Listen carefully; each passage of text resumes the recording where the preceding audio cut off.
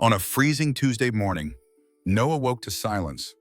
No footsteps, no clatter of breakfast, no voices drifting from the other room. Just a half-empty apartment that smelled faintly of dust and abandonment. He stumbled out of bed, his stomach gnawing with hunger, and found it on the counter, an old notepad ripped unevenly.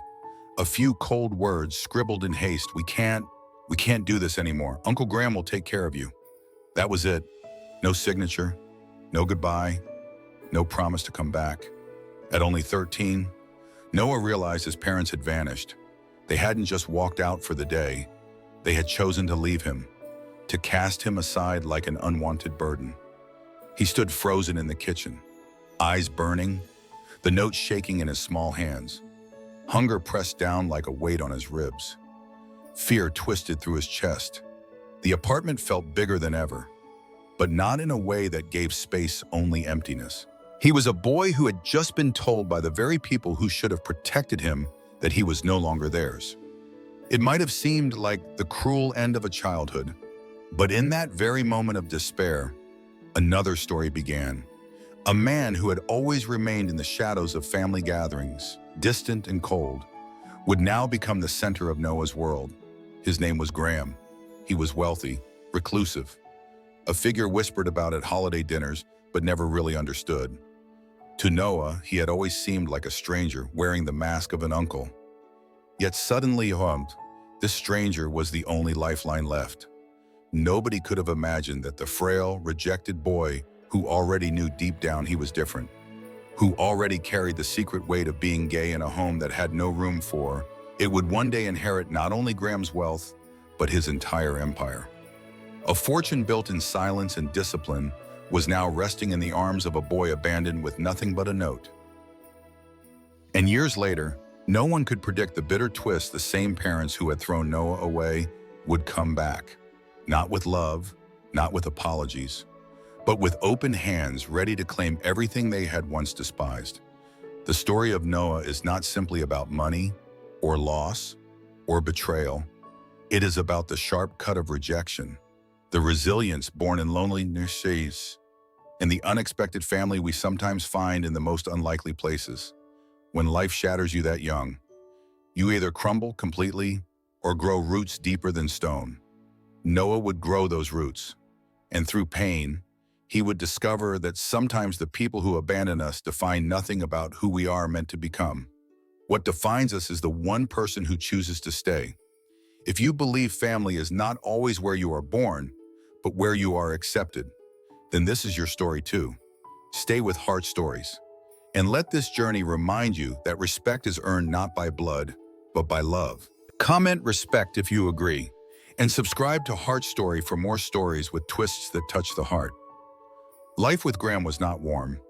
It was structured, rigid, and often intimidating. From the very first morning, Noah learned that breakfast was at precisely 7. The table would be set with military precision, each utensil aligned as if the smallest detail reflected one's discipline. If Noah appeared late, even by a few minutes, the chair opposite Graham's would remain empty until the following morning. There were no raised voices, no punishment, only silence. And somehow, that silence cut sharper than any scolding. After school hours, Graham imposed a schedule that seemed designed to press every ounce of laziness out of a boy who had once lived in chaos. Piano practice was not optional. Homework had to be completed at the long oak desk in Graham's study, where the smell of polished wood and old books hung heavy in the air. Mistakes in manners or posture were corrected not with cruelty, but with relentless repetition. Noah often felt like he was being reshaped, molded into something he could not yet understand. But for all his severity, Graham never once turned away. When Noah spilled ink across an expensive rug, Graham did not shout. He handed him a cloth and stood watching until Noah cleaned every drop. When Noah broke down one night, choking on tears about being gay, about fearing he was unworthy of love, Graham did not recoil. His face remained unreadable, but his words, quiet and measured, carried weight. Respect is not granted to those who hide. It belongs to those who stand as they are. That moment etched itself deep into Noah's heart, not as comfort, but as a challenge with Barin. Years passed in that house where clocks seemed to dictate every move. The discipline was suffocating at times, but it forced Noah to grow a spine where once there had only been trembling. He learned to carry himself with dignity, to enter a room without shrinking. At school, when whispers of his sexuality spread, he no longer folded under the pressure. The steel Graham had sharpened in him made ridicule feel smaller, like noise that could not touch his core. In his late teens, Noah no longer saw Graham's rules as punishment. He saw them as lessons in survival, in holding one's place in a world quick to dismiss difference as weakness. By 16, Graham made the decision to legally adopt him. The papers were signed without ceremony, without grand speeches. But when Noah saw his name next to Graham's, the weight of abandonment from years earlier shifted. He was no longer just the boy left with a note. He was someone's son. That foundation carried him through university, where his discipline became a mark of excellence. While others stumbled through deadlines, Noah thrived. Professors noted his precision, his confidence, the way he held himself even when challenged. By graduation, Graham had already placed him inside the machinery of his luxury furniture company. What began as small tasks, drafting reports, shadowing board meetings, soon grew into leadership. Noah proved himself not by birthright, but by capability. He became Graham's right hand, the only one trusted to carry the vision of a company built on refinement and endurance. Looking back, Noah understood something profound. Love is not always tender, and family is not always gentle. Sometimes, care wears the mask of rules and expectations. Graham had not softened the blows of life for him, but had instead given him the armor to endure them. In that discipline, Noah learned a truth that would follow him. Always respect is not begged for. It is built brick by brick, through choices, through persistence, and through the courage to live without apology. By the time Noah reached 27, the sharp edges of Graham's household had softened into something resembling trust. He was no longer a boy stumbling under discipline, but a man standing shoulder to shoulder with the one who had raised him.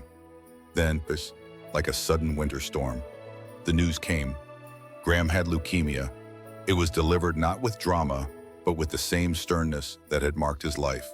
Graham refused pity. He despised tears. What he demanded instead was that Noah begin carrying the weight of everything they had built. The months that followed were not marked by despair, but by transfer. Board meetings that Graham once commanded were now guided by Noah's voice. Clients who had long looked to Graham's authority were gradually introduced to Noah's leadership.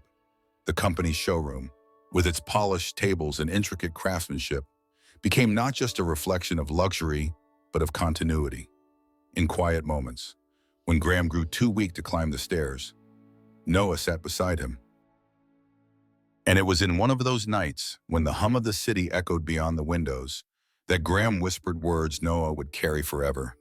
"You are the son I never allowed myself to have." The end came swiftly.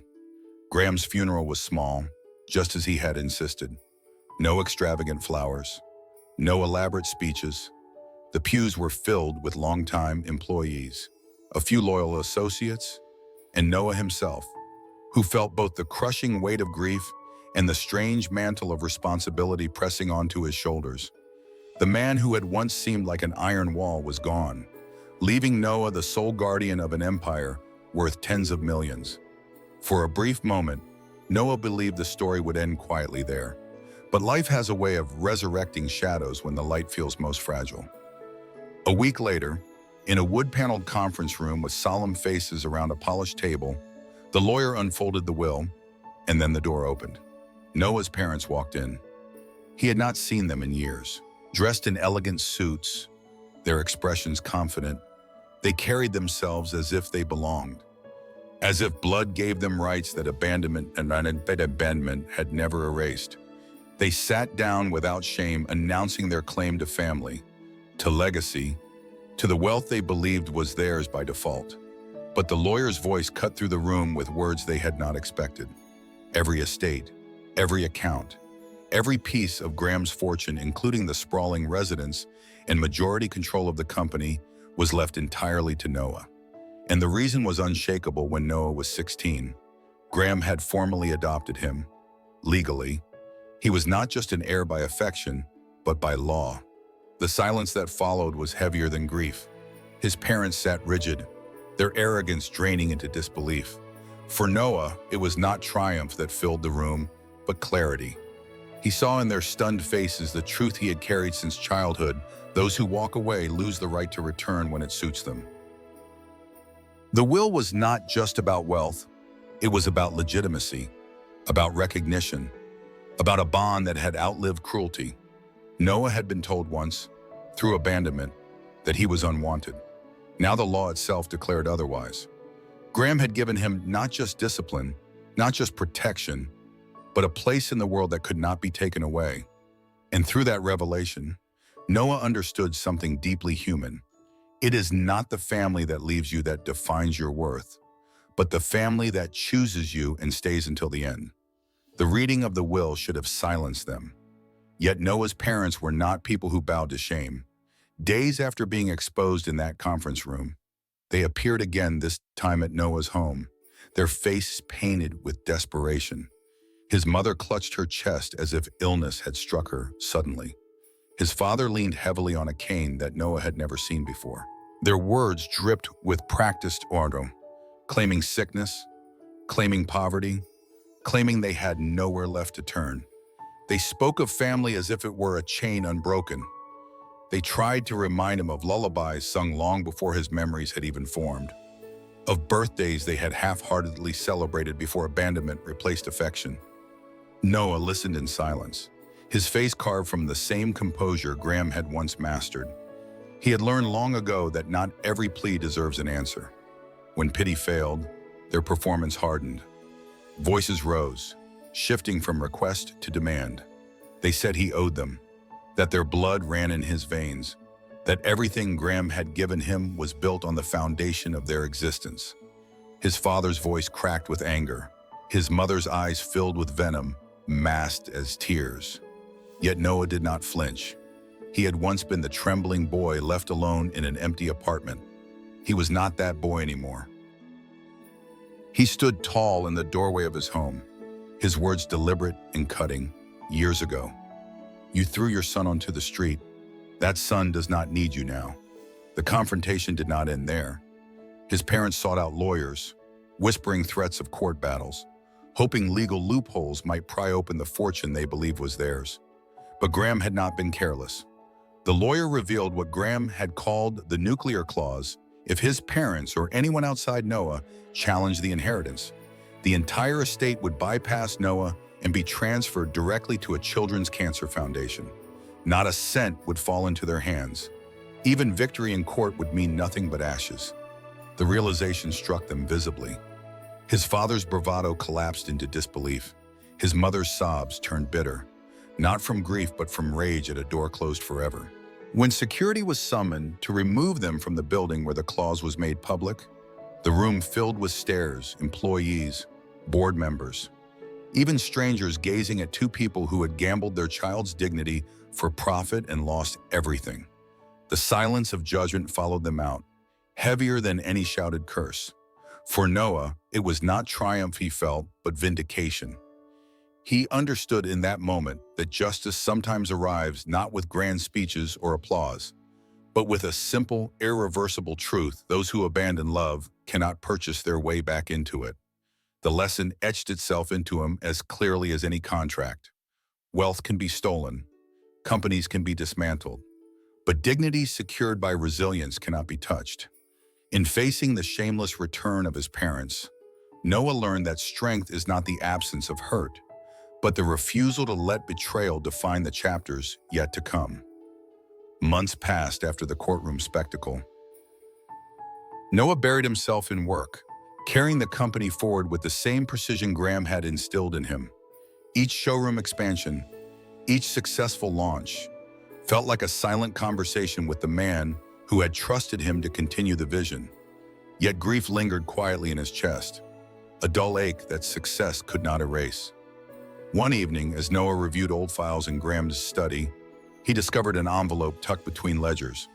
The paper was worn, the handwriting immediately recognizable Graham's measured script, neither rushed nor careless. Inside was a letter, its tone unlike the cold commands of his youth. Noah, I know you will live as yourself, even when the world once tried to silence you. Never let the shame your parents planted stop you from giving and receiving love. Use this strength to build a family of your own, one chosen, not imposed. As his eyes moved further down the page, Noah felt his breath catch. Graham had not only left the company, the home, the fortune, he had also established a foundation in Noah's name, the Noah Grant Fund for LGBT youth abandoned by their families. It was modest compared to the company's millions, but its purpose carried more weight than gold. It was a shield for others like him, those who would wake up one day to empty kitchens, to notes that severed them from blood ties. Noah sat in silence, the letter trembling in his hands. For the first time since Graham's passing, his tears did not come from sorrow. They came from recognition. This was the true inheritance, not just wealth, not just power, but love carried forward as action. His parents had lost everything because they had chosen to abandon him. Graham had given him everything because he had chosen to stay. The foundation became more than a name on paper. Noah ensured it lived. Teenagers once left on park benches were given safe beds. Students mocked for who they loved were granted scholarships. Each life touched became another thread in the fabric of Graham's legacy. And with every story, Noah felt less alone. He had not just inherited a fortune, he had inherited a family built from resilience and choice. Standing at the launch of the fund, surrounded by young faces filled with fragile hope, Noah understood the circle was complete. His parents had measured his worth in dollars and lost. Graham had measured it in dignity and left him everything that mattered. The lesson was clear: rejection may cut deep, but it cannot kill what is chosen and nurtured with love. Real family is not blood. It is the bond of those who stay when the world turns its back. What about you? Do you believe family is the one you are born into, or the one that chooses to stand by you? Comment. Respect if this story touched your heart. And don't forget, subscribe to Heart Stories for more stories with twists that remind us what love, justice, and true family really mean.